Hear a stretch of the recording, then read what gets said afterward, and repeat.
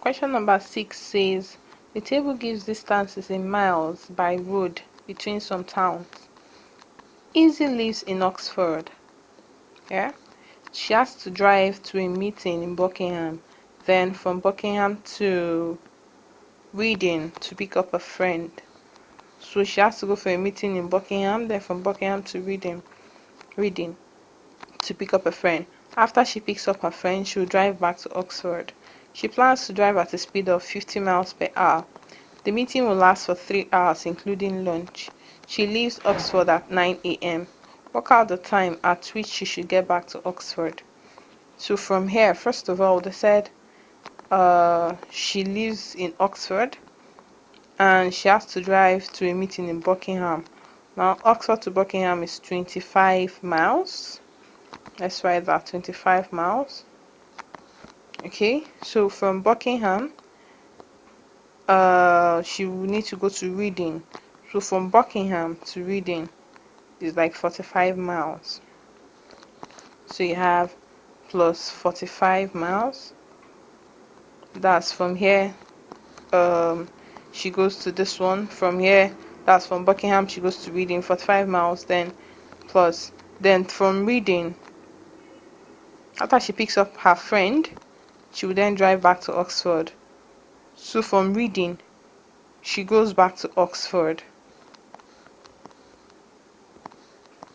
That's Oxford and Reading. That's 30 miles plus 30 miles.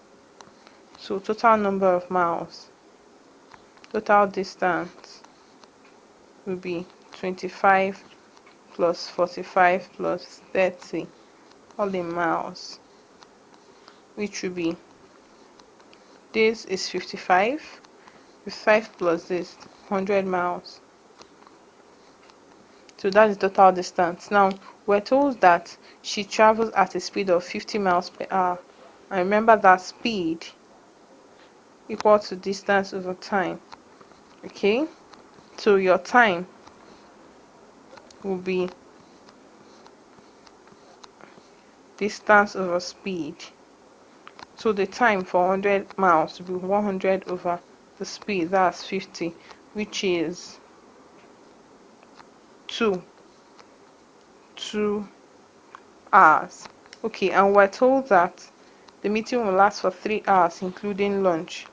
So the total time will now be